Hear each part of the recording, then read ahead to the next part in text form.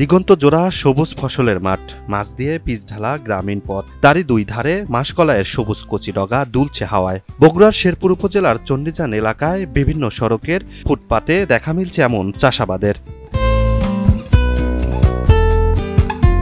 দ্রব্যমূল্যের ঊর্ধ্বগতির বাজারে পরিবারের খাদ্য চাহিদা মেটাতে এই উপায়ে চাষাবাদ করছেন গ্রামের কিছু কৃষক, যাদের নিজের জমি নেই। রাস্তার ধারের এই সরকারি জমির বেশিরভাগই চাষ হচ্ছে মাসকলাই। আমার জমি জমা নাই, আমি জমিওয়ালারা আমার থেকে বীজ লিয়ে তারা বনে আমাকে কয় যে তুমি তুলে মারে আমাকে কিছু দে, তুমি কিছু লিয়ে যাও। রাস্তার ধারে প্রতিটি পড়ে থাকে, এই হিসেবে গরিব মানুষ, ভূমি এলাকা মানুষ কালাই বুনিছে আর কি, ফলন মোটামুটি ভালোই হয়। শিল্প কলকারখানার ধোঁয়া ও ক্ষতিকর কেমিক্যাল মুক্ত এই মাটি মাসকলাই চাষের জন্য উপযুক্ত। সামান্য পরিশ্রমেই পরিবারের খাদ্য চাহিদা মেটানো সম্ভব এবং বিক্রির মাধ্যমে বাড়তি আয় করা যায় বেশ।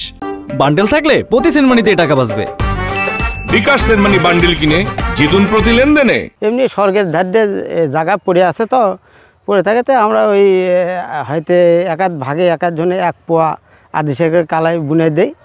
এই কালাই মন করে যে যদি কালাই বাড়তি হয় তাহলে ওই কালাইগুলো মন করে খাওয়া যায়, আর যদি বাড়তি না হয় তাহলে গরু তুলে খেলে গরুরও মন করে দুধ টুধ হয়। এরকম ডাউল খাওয়া হয়, আর খিচুড়ি খুব সুস্বাদ, এবং আর কুমড়ো বড়ি বলে আমরা তরকারি খাই, এগুলো আমরা খাই, এটা খুব সুস্বাদ। এ ধরনের অভিনব কৃষিকাজকে স্বাগত জানিয়ে কৃষকদের প্রাথমিক সহযোগিতা থেকে শুরু করে প্রযুক্তিগত সহায়তা প্রদান অব্যাহত থাকবে বলে জানান কৃষি কর্মকর্তা।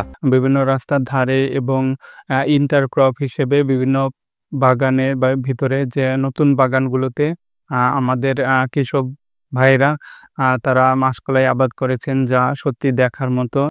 এভাবে রাস্তার ধারের পতিত জমিতে মাসকলাই চাষ নতুন আয়ের পথ দেখাচ্ছে। মাসকলাইয়ের খোসা এবং গাছ পশুখাদ্য হিসাবে ব্যবহৃত হওয়ায় সম্পূর্ণ কার্যকরী কৃষিকাজ হিসাবে এটি দৃষ্টান্ত স্থাপন করছে এই এলাকায়।